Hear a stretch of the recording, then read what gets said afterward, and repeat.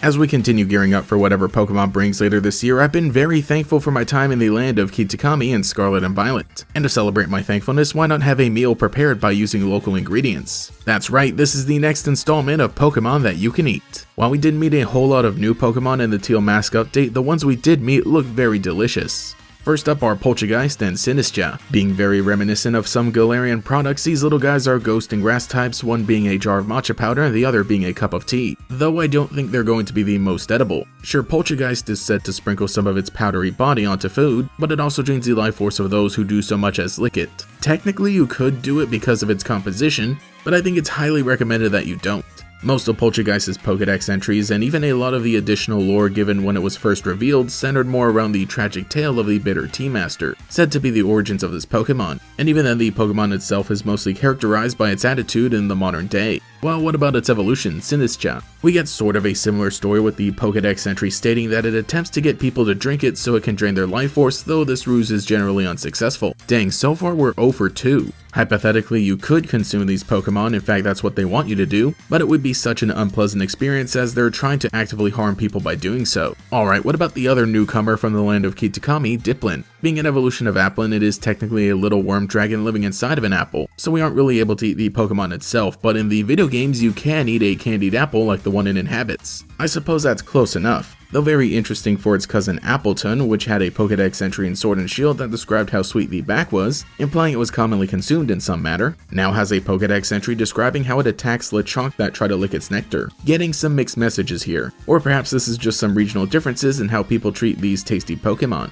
That just might be the case. Because while the most recent food Pokemon have been a bust, I've already talked about all the Paldean exclusive edible Pokemon, but there are several from previous generations that were given some updated Pokédex entries as of Generation 9. Take Bounsweet for example. We've known that Bounsweet's sweat was a favorite in Alola. Sure, the Pokemon itself was too sweet for humans, but the sweat itself was perfectly fine. That idea is continued in Paldea, as it said that Bounsweet was highly valued in the past, when sweeteners were scarce. Full confirmation that they were selling that gamer girl's sweat in the olden days. But of course the poor thing is continuously bothered by other Pokemon, this time being Greedent, who gathered them up along with their other berries. Following the fruit theme, we also have Tropius making its return for the first time in a while, one of my favorite underrated Pokemon from Generation 3. While there isn't anything too new about how delicious the fruit around its neck is, I find it interesting how we've been given a time frame of how often it grows, that being twice a year. We aren't going to see this manifest in the games as the bananas are just part of the model and they're always there, but I love the added lore that like many other fruits this is seasonal. Technically the fruit around its neck are still unnamed even though they look an awful lot like bananas. And as of Scarlet and Violet we've gotten official confirmation that bananas do in fact exist in the Pokemon world. Even though Sinistcha was a bit of a disappointment, Poltergeist comes back with a new Pokédex entry. Before it was only said that consuming too much resulted in indigestion, but now we learn the tea that composes Poltergeist's body has a distinct and enjoyable flavor. Drinking too much, however, can be fatal. That's a little more than just indigestion. It feels like both the positives and negatives were ramped up in each direction. Poltergeist is now definitively delicious, but it's also definitely fatal. I love the Violet entry for the antique form that says, "Though risky to drink, this Pokemon's tea tastes delicious. Gourmets who have no fear of danger drink Poltergeist tea day after day." Like that is some hardcore fine dining. Speaking of which, I find it really interesting just how prominent seafood is in Scarlet and Violet.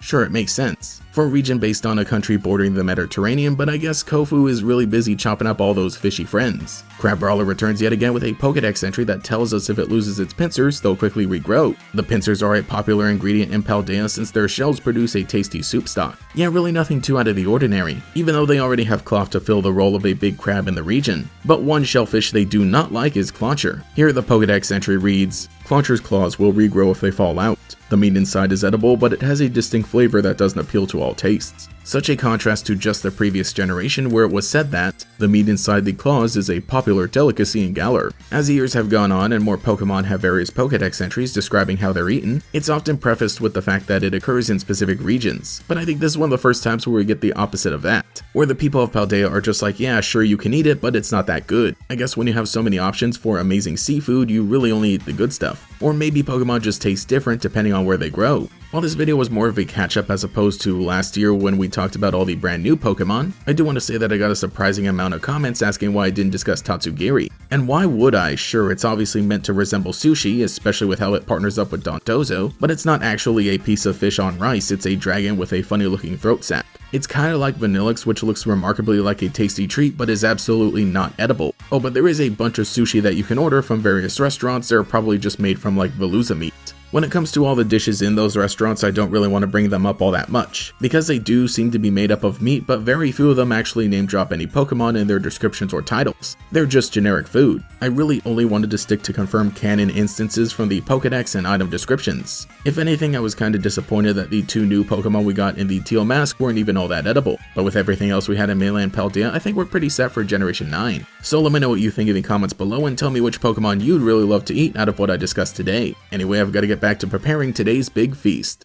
Thank you to every channel member for your continued support, especially the great Gators: Alex Swiss, Cheeseburger Lasers, DeAndre, Dunkatino II, Jen Eric, Cosmo Zero, Justin Duaz, Justin R, Meme Supreme, Nomad Nobi, Phantom, Pio the Genius, Quago, Taijirai, Volity, and Pastel Blood. If you would like to support, get a shout out here as well as access to emotes for comments and live streams and sometimes early videos, you can become a channel member today. You can also follow me on Twitter for more memes and Twitch for more streams. Anyway, this has been Gatorex, and I'll catch you all later. Pokémon バッグ来たよー。なになに？